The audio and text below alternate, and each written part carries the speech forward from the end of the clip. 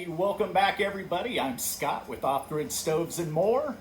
I'm here to speak with you today in regards to one of the products that is supposed to be in your 30-plus year old stove, that if by chance the product is missing, you could be sitting on a ticking time bomb of a potential fire hazard that may occur at any time. And trust me, it does happen, and I've seen it happen over the career of 33 years of doing this, of running our stove store and an online business.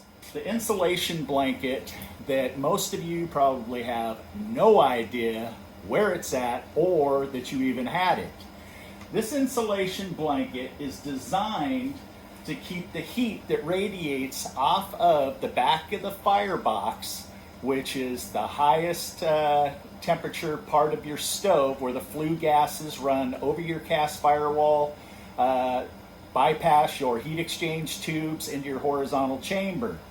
And what happens is it hits your air deflector here, and then it's got a air channel in between the two layers, which helps cool the temperature down. And then you have a insulation blanket that is on the back side of the heat deflector. Now, I can tell you, when we buy stoves, barn finds, or people call us up and say, hey, look, I'm moving, I got to get this stove out of here. Scott, will you buy it from me? We end up getting them in. 75% of the time that insulation blanket is missing. And people have no idea, when it starts deteriorating and falling apart.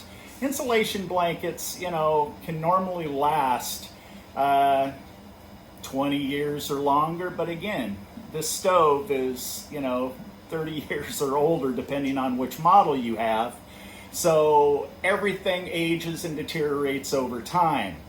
So you want to make sure that that insulation blanket is in place and intact. Otherwise, get a hold of us immediately, due to the fact that if your stove ever malfunctions, and let's just say that it overheats, your let's say your high limit switch malfunctions and it does not shut your stove down, all of that raging heat can then get back to the cabinetry where all of your electronics are, and the next thing you know, you could either have a fire or you're going to have one or multiple parts that are going to burn out, or they're going to be short-lived if by chance you have a lot of heat all the time pumping back there. The next thing I'd like to talk about is your lower cast firewall gasket. Okay, you can see here, this is where the hole there where the pellets drop through. On the back side, you have a high temperature gasket board. Okay, this insulation board, what it's designed to do is, when the pellets fall out of the auger shaft into the burn pot, this is where all the flames from your burn pot are focused on, is on your back firewall here.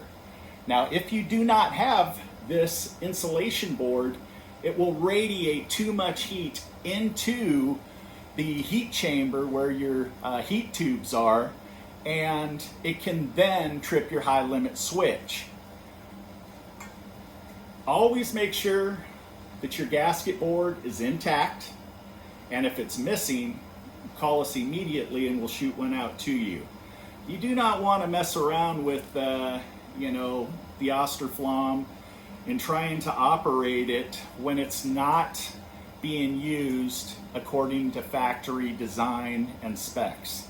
Okay, because that's when the catastrophes begin to happen. I have seen the pellets catch on fire in the hopper, and I have seen many parts in the back burn up, either very short-lived or they literally torched, and that can be very expensive for you. So these are the two things that you really want to make sure that you have covered on your stove. I would highly suggest, if you find that you do not have the insulation blanket or the lower wall insulation board, email us at offgridstoves@gmail.com and we'll get one right out to you.